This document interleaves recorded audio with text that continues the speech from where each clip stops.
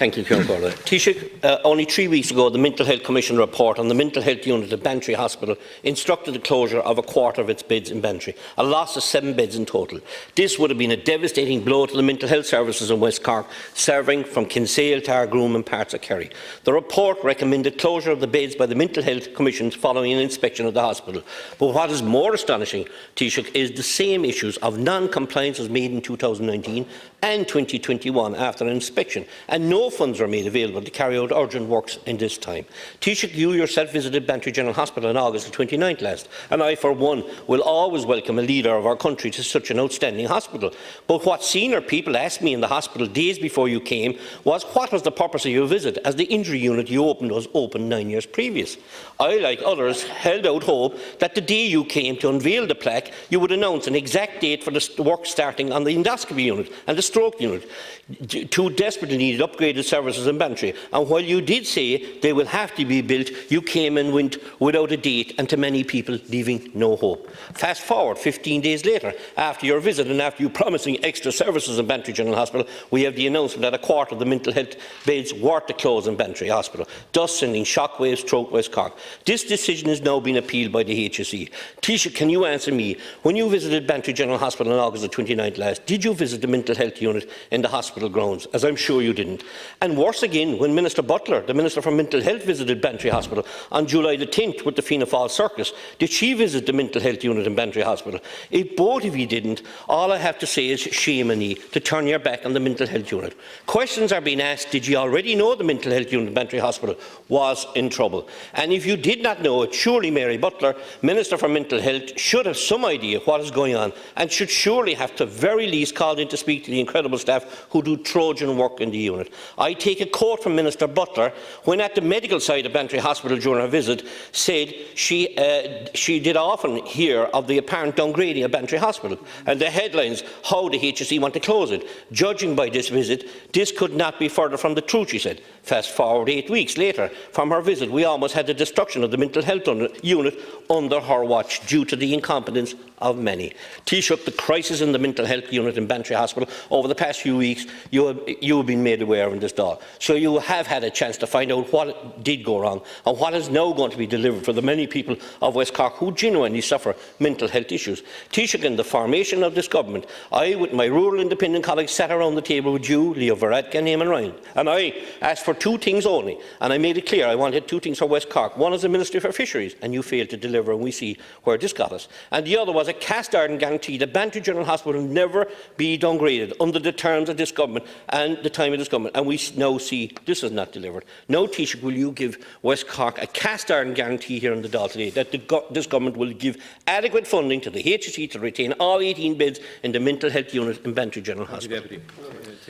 Well, first of all, you're correct, it was raised in the Dáil. Deputy Christopher Sullivan very quickly raised the issue of the decision of the Mental Health Commission, and it's a decision of the Mental Health Commission to put a restriction on the registration of the Mental Health Care and Recovery Approval Centre in Bantry General Hospital, reducing the centre's total number of registered beds from 18 to 11. The HSE have appealed that now, as you know, and it's in the District Court. And I'll just come back to that in a second. But people in Bantry were quite happy that morning when I visited in August. Got a good welcome there, Deputy. People, I don't think I left with people having no hope, as you've suggested. People were quite confident about the endoscopy unit and further investment, which we've allocated through the HSE. And you have a great habit of moving on the issue. It's no longer about that the investment is going to happen. I must now come down with the actual precise date that the builders will be off the site and so on. But be that as it may, I have a good record with Bantry Hospital, Deputy. As Minister for Health, I put fairly far-reaching investment into that hospital, which has stood the test of time in terms of the service it provides for that wider region. And we've always maintained that hospital as a key hospital, given its geographic location, for a vast hinterland right down to the Beara Peninsula, and the necessity of various interventions. And it works very well with Cork University Hospital, and it works well within the South West Hospital grouping, which is important in terms of the right treatment at the right time. In respect of the decision by the Mental Health Commission, you know that's an independent body. And I think from time to time in the House, we ignore the reality of decision-making by a body such as the Mental Health Commission. Because on other occasions, we will ask those regulators or those bodies to go in and give a very objective assessment of facilities. Sometimes we don't like it because it leads to decisions that is awkward or challenging. But what it does do at times, it drives standards and quality. And therein lies the tension. Now, it does create huge issues for the HSE and for the service. And that's why they're appealing the decision, because they're not in the position. The HSE maintain they cannot afford to reduce the number of beds. And they will challenge the interpretation of the Regulation 2022. And they believe that it could have broader implications for other approved centres in the CHO area and indeed nationally. So that's where it lies right now. And these issues have to be resolved. The bodies that make decisions like this cannot be ignored, or the advice they give cannot be ignored either. But investment continues in mental health. And Minister Mary Butler secured significant additional resources yesterday's budget to continue to invest in mental health facilities. Now, you asked, did I visit the centre? I was up. I have to say that it's an acute and enduring mental health centre. It would not have been appropriate for me, Deputy, given the privacy needs of the patients. Thank you, Taoiseach. Deputy Collins. Thank you very much, Taoiseach, for your reply. I did actually visit the unit, and I did respect the privacy of the patients. I stayed at the door and I spoke to the staff there, and I do that. I've actually gone to see patients because I've been asked in to see them sometimes. But you said it's an independent body that makes that decision. That's fair enough. But that independent body made that decision in 2019, 20, 21, 22.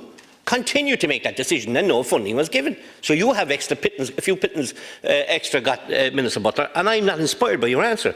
And you're giving me further doubts, Taoiseach, that the full 18-bed mental health unit will be up and running in Bantry General Hospital as it should be. It is now 25 years since the mental health unit was opened in Bantry. The unit in Bantry had shared bedroom facilities in line with the standards 25 years ago, but the standards have changed, and the unit in Bantry has not got the funding from the HSE or government to make the necessary changes. In your term as Taoiseach, you have failed to give a start date for the Bantry endoscopy unit, a start date for the stroke unit in the hospital, and if I get another mention of that endoscopy unit every time there was a block put down, every time it was mentioned, but Lord God, they'd have built 10 in West Cork already.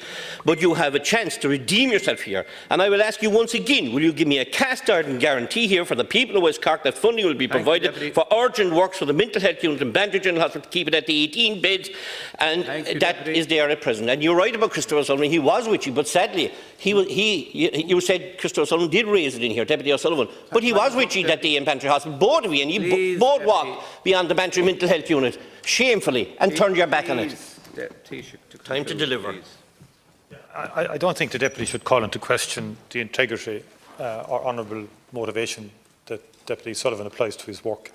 Deputy Sullivan has been a very strong advocate for Bantry Hospital, continues to be. You should know that, you should acknowledge that. He fights very hard for West Cork more generally, and he was very anxious that I would get to Bantry Hospital.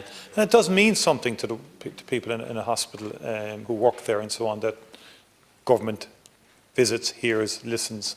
And on the endoscopy and the stroke unit, you know that's happening. Lots of design work has to go into all of these projects. They will happen, just as other investments happened in Bantry Hospital. And the stroke units have been very effective across the country, and they will make a big difference. The endoscopy suite will make a big difference also, and they're welcome developments in themselves. In mental health, by the way, I think it's important that investment would go into the acute facility, but equally investment must go into community mental health. And community mental health, and a strong primary mental health capacity and community mental health capacity, very often is far more effective because it prevents the need for people to be admitted to acute units. And I've met many mental health experts who argue that the more you have in an acute service, it reflects a failure down prior to that at the primary and community level. So we need to, as we build up the acute and modernise it, we also need to develop community and primary care centres.